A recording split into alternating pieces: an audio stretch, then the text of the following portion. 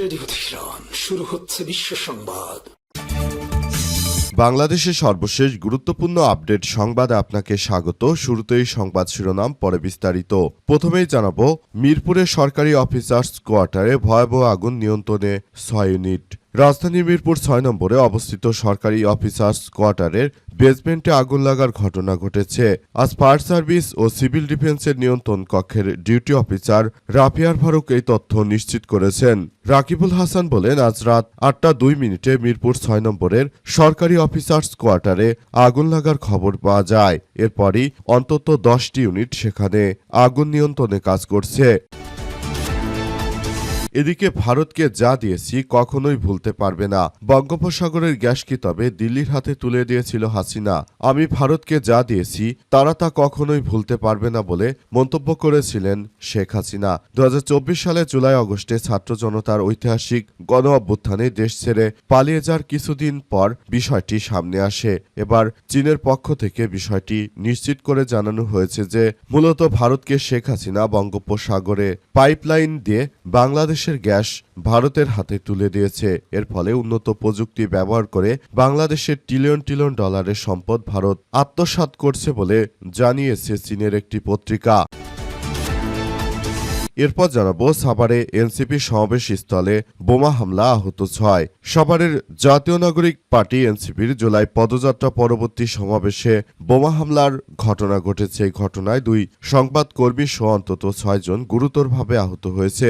বোমা হামলার আগে সেখানে বিদ্যুৎ চলে যায়, তবে কিছুক্ষণ পরই বিদ্যুৎ ফিরে আসে। এই ঘটনায় অজ্ঞাতদের আসামি করে সাভার মডেল থানায় একটি বিস্ফোরক মামলা করেছে জাতীয় নাগরিক পার্টি এনসিপি।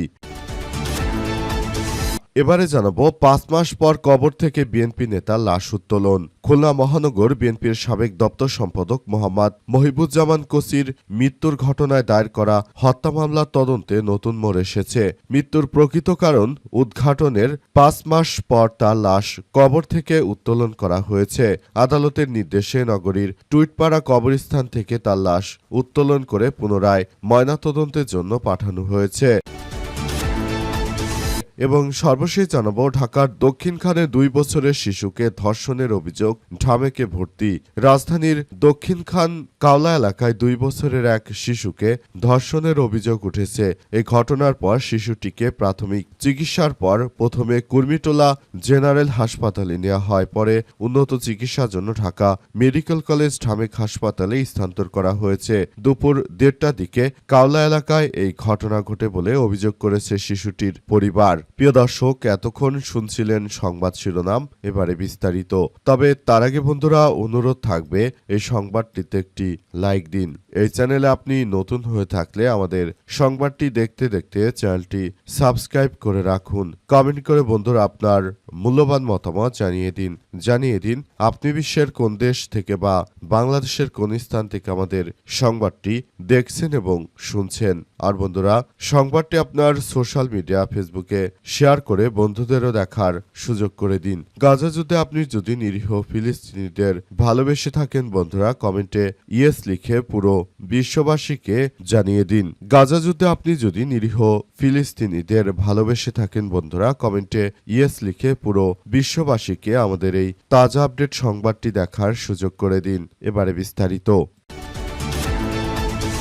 সাভারে এনসিপির সমাবেশে ককটেল বিস্ফোরণ, আহত ৬। সাভারে জাতীয় নাগরিক পার্টি এনসিপির জুলাই পদযাত্রা পরবর্তী সমাবেশে হাতবোমা বিস্ফোরণের ঘটনা ঘটেছে। এই ঘটনায় ২ সংবাদকর্মী সহ অন্তত ৬ জন গুরুতরভাবে আহত হয়েছে। বিস্ফোরণের আগে সমাবেশস্থলে বিদ্যুৎ চলে যায়, তবে কিছুক্ষণ পরই ফিরে আসে। এই ঘটনায় অজ্ঞাতদের আসামি করে সাভার মডেল থানায় একটি বিস্ফোরক মামলা করেছে এনসিপি। সোমবার রাত ১:১০টার দিকে সাভার তারাপুর ঈদগাহ মাঠে সমাবেশ চলাকালে এই ঘটনা ঘটে। জুলাই গণ অভ্যুত্থানের দ্বিতীয় বার্ষিকী উপলক্ষে এনসিপির ঢাকা জেলা শাখা জুলাই পদযাত্রা ও সমাবেশের আয়োজন করা হয়। বিস্ফোরণের সময় মঞ্চে এনসিপির আহ্বায়ক ও জাতীয় সংসদের বিরোধী দলীয় নেতা নাহিদ ইসলাম, সদস্য সচিব, সংসদ সদস্য আক্তার হোসেন এবং উত্তর অঞ্চলের মুখ্য সংগঠক শারজিস আলম উপস্থিত ছিলেন। এ সময় ঢাকা জেলা এনসিপির আহ্বায়ক ইঞ্জিনিয়ার নাবিলা তাসনিদ স্মিথ বক্তব্য নিচ্ছিলেন। এটি একটি পরিকল্পিত হামলা দাবি করে সংগঠনটির কেন্দ্রীয় কমিটির সদস্য ইয়াসির আরাফাত যুগান্তরকে বলেছেন যে হামলার কিছুক্ষণ আগে সমাবেশস্থলে বিদ্যুৎ বন্ধ করে দেওয়া হয়েছিল। এরপর হঠাৎ করে কয়েকটি হাত বোমা বিস্ফোরণের ঘটনা ঘটানো হয়। এটি একটি পরিকল্পিত হামলা এবং যারা বিদ্যুৎ বন্ধ করেছে তারা এর সঙ্গে জড়িত বলে অভিযোগ করেছেন তারা বলছেন যে যদি তারা জড়িত নাই হবে তাহলে হঠাৎ করে এই সময় কেন কয়েক সেকেন্ডের জন্য বিদ্যুৎ চলে যাবে, অর্থাৎ তারা ইচ্ছাকৃতভাবে বিদ্যুৎ বন্ধ করে তারপর মূলত এই ধরনের ঘটনা ঘটিয়েছে বলে অভিযোগ করেছে তারা। এই ঘটনায় মূলত এখন পরিস্থিতি থমথমে অবস্থা বিরাজ করছে। ৫ মাস পর কবর থেকে বিএনপি নেতা লাশ উত্তোলন। খুলনা মহানগর বিএনপির সাবেক দপ্তর সম্পাদক মোহাম্মদ মজিবুর রহমান কোচির ৬৩-র মৃত্যুর ঘটনায় দায়ের করা হত্যা মামলা তদন্তে নতুন মোড় এসেছে। মৃত্যুর প্রকৃত কারণ উদ্ঘাটনে ৫ মাস পর তার লাশ কবর থেকে উত্তোলন করা হয়েছে। আজ আদালতের নির্দেশে নগরীর টুটপাড়া কবরস্থান থেকে তার লাশ উত্তোলন করে পুনরায় ময়নাতদন্তের জন্য পাঠানো হয়েছে। পুলিশ অব ইনভেস্টিগেশন বা পিবিআইয়ের আবেদনের পরিপ্রেক্ষিতে আদালত এই নির্দেশনা দিয়েছে। খুলনা জেলা প্রশাসকের কার্যালয়ে জুডিশিয়াল মুন্সিখানা শাখা থেকে জারি করা আদেশ অনুযায়ী সহকারী কমিশনার ও নির্বাহী ম্যাজিস্ট্রেট নাজমুস সাকিবের উপস্থিতিতে দুপুর ১২টার দিকে লাশ উত্তোলনের কার্যক্রম সম্পন্ন হয়। লাশ উত্তোলনের সময় টুইটপাড়া কবরস্থানে আইন শৃঙ্খলা রক্ষাকারী বাহিনীর সদস্যরা পাশাপাশি বিএনপির বিভিন্ন পর্যায়ের নেতাকর্মী এবং স্থানীয় লোকজনের উপস্থিতি দেখা যায়। পরে লাশ পুনরায় ময়নাতদন্তের জন্য সংশ্লিষ্ট কর্তৃপক্ষের কাছে হস্তান্তর করে। ভারতকে যা দিয়েছি কখনোই ভারত ভুলতে পারবে না। বঙ্গোপসাগরের গ্যাস কি তবে দিল্লির হাতে তুলে দিয়েছিল হাসিনা? আমি ভারতকে যা দিয়েছি তারা কখনোই তা ভুলতে পারবে না। বিগত ২০২৪ সালের জুলাই আগস্টে ছাত্র জনতার ঐতিহাসিক গণ অভ্যুত্থানের মুখে দেশ ছেড়ে পালিয়ে যাওয়ার কিছুদিন আগে তৎকালীন স্বৈরাচারী শাসক শেখ হাসিনার এই দম্ভোক্তিটি তখন দেশের সচেতন মহলকে গভীরভাবে তাড়িত করেছিল। প্রশ্ন উঠেছিল, একজন স্বাধীন দেশের প্রধানমন্ত্রী কিভাবে এমন ভাষায় প্রতিবেশী রাষ্ট্রের প্রতি নিজেদের একতরফা আনুগত্য উজাড় করে দেওয়ার খতিয়ান তুলে ধরেন।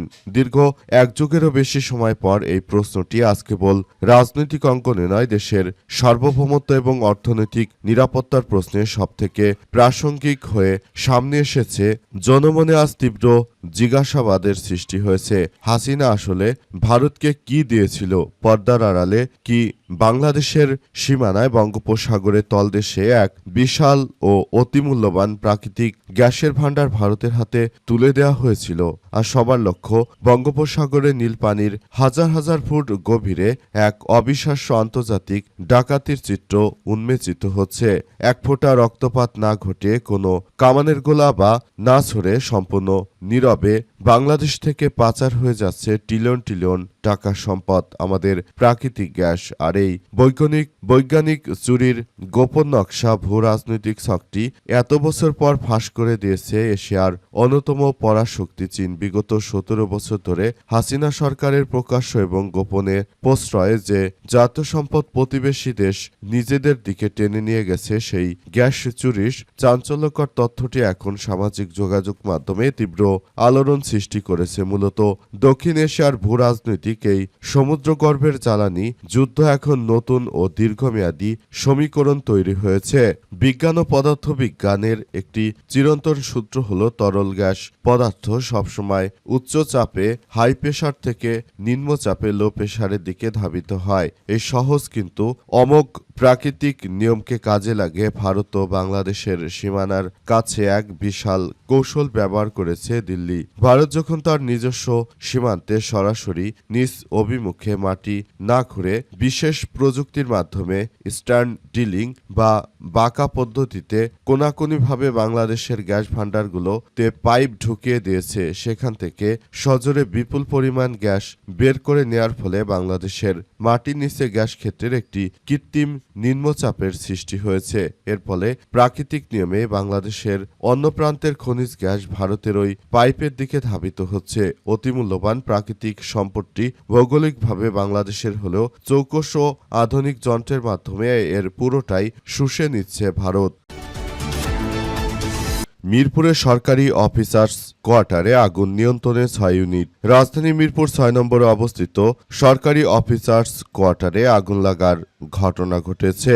আজ রাত 8টা 2 মিনিটে এই আগুন লাগার ঘটনা ঘটে। ফায়ার সার্ভিস ও সিভিল ডিফেন্সের নিয়ন্ত্রণ কক্ষের ডিউটি অফিসার রাফিয়ার ফারুক এই তথ্য নিশ্চিত করেছেন। রাকিবুল হাসান বলেছেন, আজ রাত 8টা 2 মিনিটে মিরপুর 6 নম্বরে সরকারি অফিসার্স কোয়ার্টারে আগুন লাগার খবর পাওয়া যায়। খবর পেয়ে রাত 8টা 14 মিনিটে ফায়ার সার্ভিসের প্রথম ইউনিট ঘটনাস্থলে পৌঁছে আগুন নিয়ন্ত্রণে কাজ শুরু করে। ঘটনাস্থলে বর্তমান আমাদের 6টি ইউনিট কাজ করছে বলে জানিয়েছে ফায়ার সার্ভিস। আগুনে ভবনটির বেসমেন্টে লেগেছে এবং প্রাথমিকভাবে আগুন লাগার কারণ এবং ক্ষয়ক্ষতির পরিমাণ এখনও জানা যায়নি। এছাড়াও এই ঘটনায় এখন পর্যন্ত হতাহতর কোনো তথ্য পাওয়া যায়নি। এই ঘটনায় আসলে পরিস্থিতি থমথমে অবস্থা বিরাজ করছে। সবাই বলাবলি করছে যে কেন এই ধরনের ঘটনা ঘটলো এবং এই ধরনের ঘটনার পেছনে যে বা যারা জড়িত রয়েছে তাদের বিরুদ্ধে সর্বাত্মকভাবে কার্যক্রম চালিয়ে যেতে হবে। যারা আগুন লাগার ঘটনা ঘটিয়েছে তারা দেশের শত্রু। যারা ইচ্ছাকৃতভাবে বিভিন্ন জায়গায় অগ্নিসংযোগ করছে তারা বাংলাদেশকে অস্থিতিশীল করে রাখতে চায়।